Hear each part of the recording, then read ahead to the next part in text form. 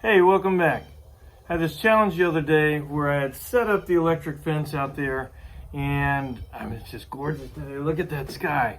I set up the electric fence out there, and as I put the cows into the small paddock that I wanted them to stay in, hence the reason that I put up the electric fence, I noticed that the calves and even some of our, I don't know if you call them teenagers or whatever, but they were licking the electric fence, and they went over to the big spool of the wire and they were licking it.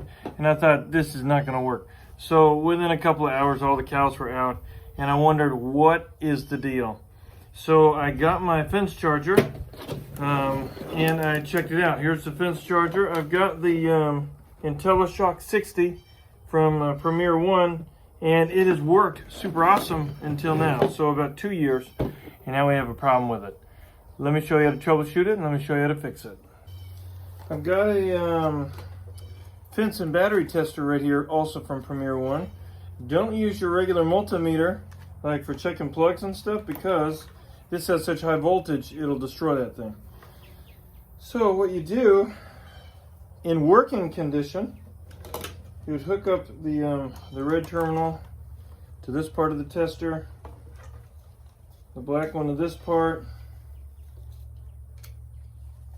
and when you turn it on,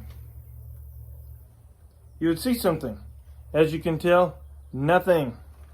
Now you go and you say, hey, what if these wires are bad? So then you take these little covers off, because I have had to patch these wires. Believe it or not, cows chew through the wires on a fence charger. You know, it is what it is. So I'm not going to take them all the way off. I'm just going to loosen them up here. And let's say, okay, great. Okay, great. Maybe the wires are bad. Let me turn it on again.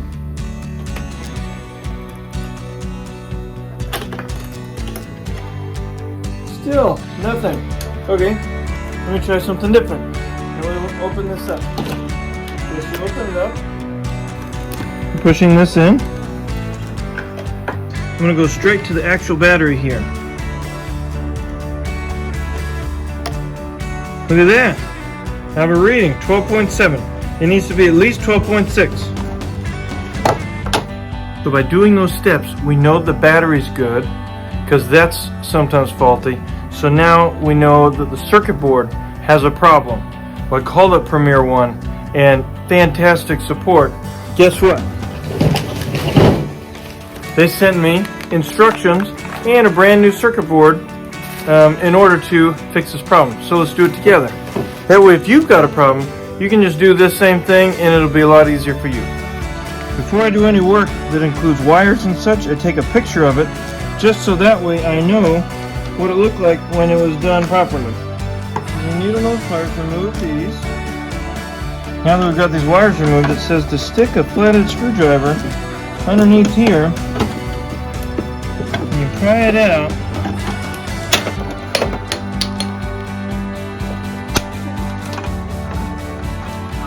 That was easy.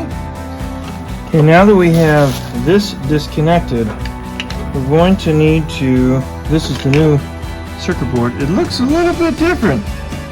So it should be interesting to see what happens here. The red and the black. Okay, let me take a picture of that. Just disconnect all these wires here. Let me grab it by the actual connection so I don't break the connection. And it says to insert the new one. You shove this power button through there,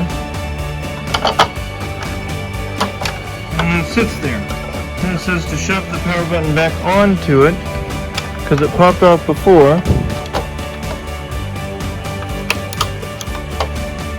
it says to connect the black transformer.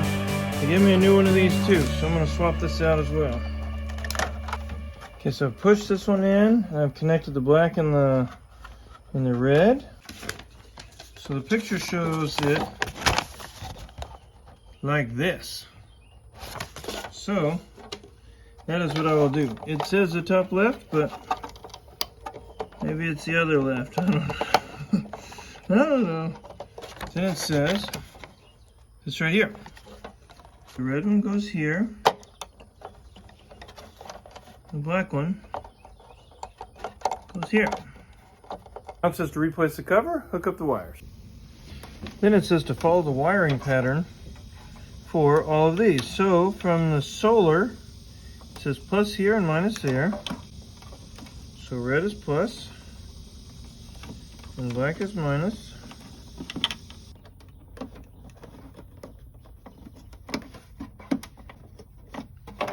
And then for the battery, black is minus. Now let's test it out. Alrighty, we closed it up. Hook up these leads to the digital tester here. I'm not going to touch any of the metal because now I anticipate it actually working. So let's see. Turn it on. Look at that.